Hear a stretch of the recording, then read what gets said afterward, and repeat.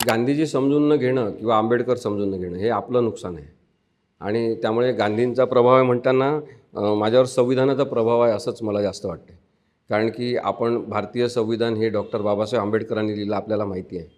परंतु त्याचं प्रिएम्बल जे आहे ते नेहरूंनी लिहिलेलं आहे आणि नेहरूंवर गांधींचा प्रभाव होता.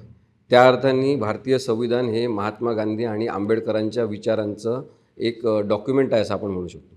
आणि मग त्या आधारे जर विचार केला, ते एक सूत्र लावून आपण विचार केला की लोकांच्या उपयोगाचं काय, न्याय म्हणजे काय, अन्याय म्हणजे काय, बरोबर काय, चूक काय, न्याय्य काय आणि अन्याय्य काय, या सगळ्या गोष्टी आपण जेव्हा समजून घेण्याचा प्रयत्न करतो तेव्हा गांधी, आंबेडकर हेच कामात येतात, भारतीय संविधानच कामात येते.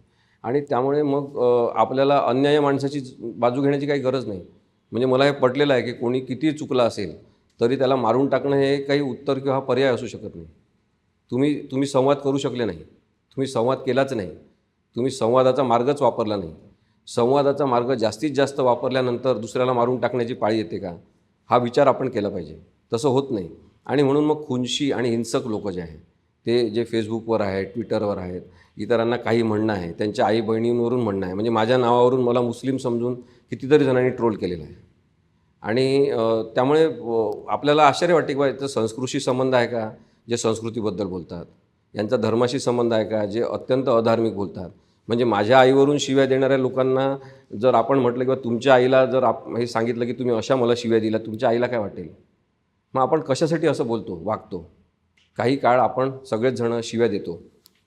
आपण आपल्या मित्रांसोबत त्या शिव्या देणं म्हणजे मर्दुमकी असं आपल्याला वाटायला लागते. पण मग तो एक कालावधी असतो हे समजू शकतो आपण, पण आपण तसंच राहणं, वयाने मोठे झाल्यावर पण डोक्याने अपंगत्व असल्यासारखं वागणं, तर हे काही चांगल्या मेंदूच्या माणसाचं लक्षण नाही. आणि त्यामुळे भारतामध्ये काय झालं आहे, ड्युएल पर्सनॅलिटी असलेले लोक खूप वाढलेले आहेत की माझ्यासोबत सगळ्यांनी चांगलं वागा आणि मी दुसऱ्यांसोबत वाईट वागलं तरी चालेल. असे जे लोक आहेत, जे व्हॉट्सअपवरून, फेसबुकवरून 2014 नंतर राजकीय जन्म झालेले लोक आहेत, त्या लोकांना आपण किती झेलणार? आणि म्हणून मला असं वाटते की आपण आपल्यापुरती ठरवलं पाहिजे. गांधीला काही कोणाची गरज नाही आहे. गांधी काही मरत नाही.